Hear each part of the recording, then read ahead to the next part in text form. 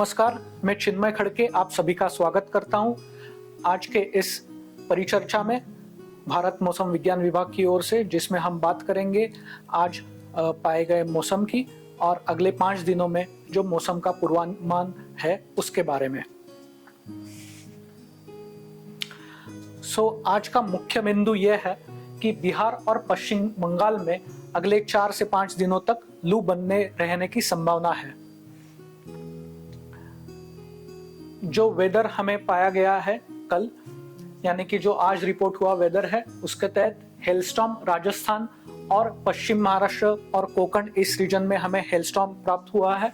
उसके साथ साथ हेवी रेनफॉल अरुणाचल प्रदेश में और रायलसीमा में पाया गया है।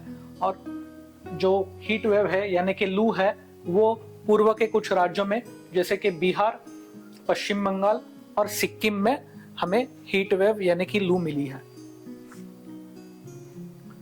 अगर हम आज के मेन सिनॉप्टिक कंडीशंस की बात करेंगे तो एक पश्चिमी विक्षोभ जो जम्मू और उसके आसपास के रीजन में हमें मिल रहा है, उसके साथ साथ एक इंड्यूस साइसर पंजाब के ऊपर है और एक अलग साइसर लोअर ट्रोपोस्फेरिक लेवल्स में साउथ वेस्ट राजस्थान के ऊपर भी पाया गया है।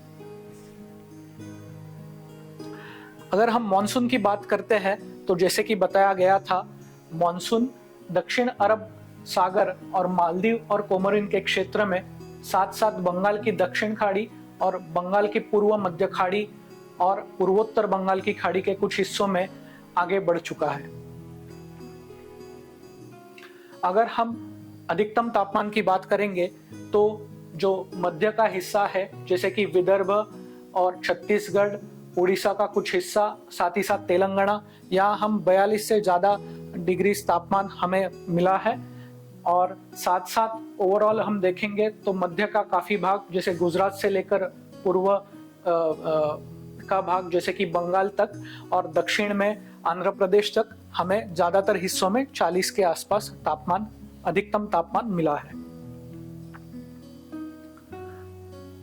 अगर हम अगले 5 दिन के वेदर फोरकास्ट यानी कि पूर्वानुमान की बात करते हैं तो कोई भी वार्निंग अगले 5 दिनों के लिए नहीं दी गई है।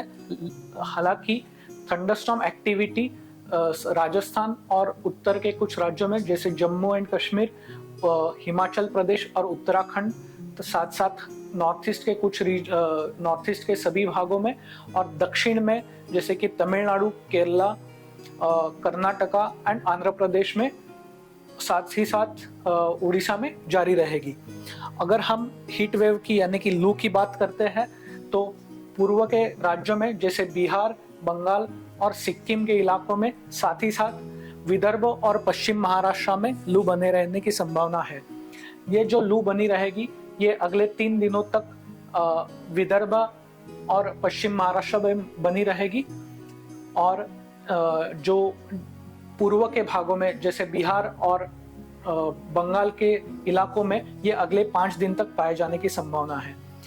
जैसे हम देखेंगे कि नॉर्थ में जो स्टेट्स है, जैसे उत्तरी स्टेट्स है, उसमें से वेदर कम हो जाएगा, लेकिन दक्षिणी इलाकों में, मध्य और दक्षिणी इलाकों में थंडरस्टॉर्म एक्टिविटी अगले 5 दिनों तक जारी रहेगी।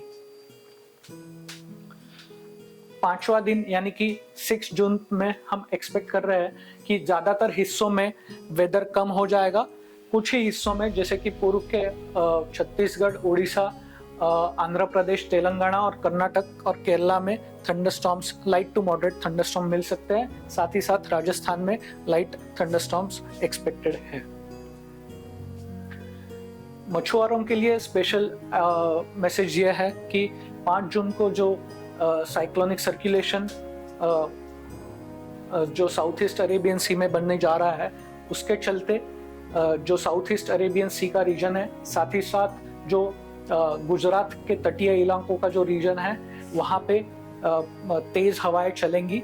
जो ग्रे रीजन है उसमें 40 से 45 किलोमीटर प्रति घंटा के हिसाब से हवाएं चलेंगी और जो ग्रीन एरिया है जैसे कि गुजरात का तटीय इलाका, वहाँ पे अगले 5 दिनों में 45 से 55 किलोमीटर प्रति घंटे के हिसाब से हवाएं चलेंगी।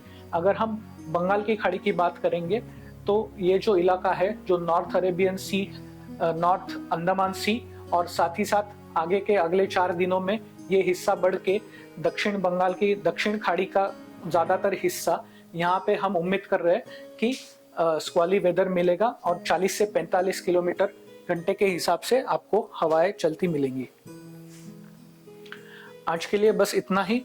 आप और जानकारी के लिए mosam.imd.gov.in ये हमारी वेबसाइट फॉलो कर सकते हैं। साथ ही साथ हमारी यूट्यूब, फेसबुक, ट्विटर और इंस्टाग्राम हैंडल्स पे भी हमें फॉलो कर सकते हैं। जय हिंद।